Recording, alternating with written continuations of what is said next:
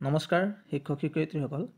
আজি মই এটা আলোচনা কৰিম BT যিটো টেট পৰীক্ষা অনুষ্ঠিত হৈ গ'ল GT আৰু PGTৰ এই টেট পৰীক্ষাৰ ৰিজাল্ট আমি কোন মাহত পাম। সকলোৱে কৈ আছে we need BT GT PGT result, কিন্তু কেতিয়া দিব এই সম্পৰ্কে এতিয়ালৈকে কোনো ধৰণৰ এইটো পোৱা নাই যে কেতিয়া ৰিজাল্ট ঘোষণা কৰা হ'ব।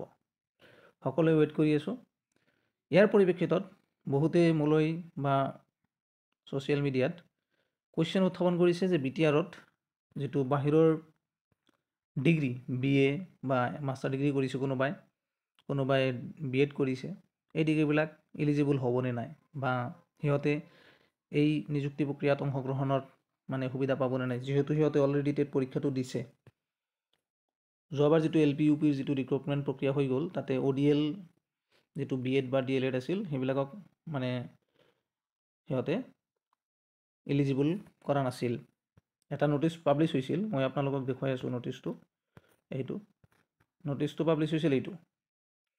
ইয়াতে কৈছিল যে যিটো DLEd পৰীক্ষা, এই পৰীক্ষাৰ যিবিলাক নথি পত্ৰবিলাক আছিল সেইবিলাক DLEd ফ্ৰম NIOS সেইবিলাকক এলিজিবল কৰা নাছিল।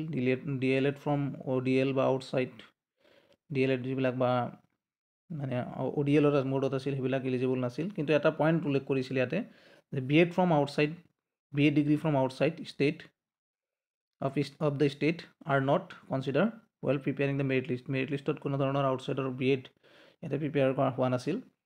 কিন্তু তাৰ পিছদিনাখনে আৰু এটা নটিচ দিছিল, আপোনালোকে চাব পাৰিব।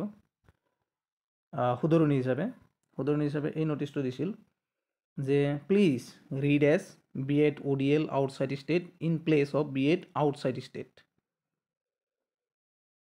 এইটো কৈছিল যে BEd যিটো আউটছাইড ষ্টেট কৈছিল, তাতে ODL BEdটো পঢ়ি ল'ব দিছে বা বুজি ল'ব দিছে, কাৰণ সিহঁতৰ ভুল হিচাপত এই ব্যাখ্যাটো সিহঁতে BTR গভৰ্ণমেণ্টে প্ৰকাশ কৰিছিল 21 আগষ্ট 2024 তাৰিখে। যিদিনাখন LP UPৰ মেৰিট লিষ্ট প্ৰকাশ পালে তাৰ নেক্সট দিনাখন ৰাতিপুৱা মৰ্ণিঙতে বা ৰাতিতে দিছিল এই নটিচটো 21 তাৰিখত। গতিকে এইটো লৈ ভয় খাবলগীয়া একো নাই। আৰু মই আপোনালোকক এটা প্ৰমাণ দেখুৱাই আছোঁ যে BTCত এলিজিবল কিয় নহ'ব, বা এইটো প্ৰমাণে আপোনালোকক এটা বস্তু মনলৈ আনি দিব যে BTCত আউটছাইড BEd বুলি কোনো ধৰণৰ কথা নাই। ইণ্ডিয়াৰ যিকোনো ঠাইৰ পৰা BEd কৰিলেও ইয়াতে ভেলিড হ'ব। RTI ৰিজাল্টটো আপোনালোকে চাই লওক। এইটো RTIৰ ৰেজিষ্ট্ৰেশ্যন নম্বৰ, এইটো হ'ল registration number, RTI registration number এইটো। তাৰপিছত আপোনালোকে এইটো চাব পাৰিব, ইয়াত লিখা আছে as per record any degree and diploma done by NCT recognized institution is valid all over India. অকল BTCয়ে নহয়, যিকোনো ঠাইত, ইণ্ডিয়াৰ যিকোনো ঠাইত, কেন্দ্ৰীয় শাসিতই হওক বা ষ্টেটেই হওক, সকলো ঠাইতে NCT ৰিকগনাইজ যিটো ভেলিড ডিগ্ৰী হয় সেইটো এলিজিবল হ'ব। গতিকে ইমান টেনশ্যন ল'ব লগা নাই, কাৰণ NCTৰ এগেইনষ্টত গৈ কোনো ৰিক্ৰুটমেণ্ট প্ৰক্ৰিয়া সম্পূৰ্ণ নকৰে, বা অসম গভৰ্ণমেণ্টে নিজেও নকৰে। আৰু BTCতো এই প্ৰক্ৰিয়া নহয় যে BTC আউটছাইডৰ পৰা BEd কৰিছে বা BA কৰিছে বা MA কৰিছে, তাৰ কাৰণে সিহঁতে এই ডিগ্ৰীক ভেলিড বুলি গণ্য নকৰিব। এইটো কেতিয়াও সম্ভৱ হ'ব নোৱাৰে, কাৰণ দেশৰ সৰ্বোচ্চ ন্যায়ালয় আছে আৰু NCT যিহেতু আছে, গতিকে সেই ডিগ্ৰী ভেলিড হ'ব। গতিকে আপোনালোকলৈ এটা অনুৰোধ যে আপোনালোকে নিশ্চিন্ত মনে বহি থাকক।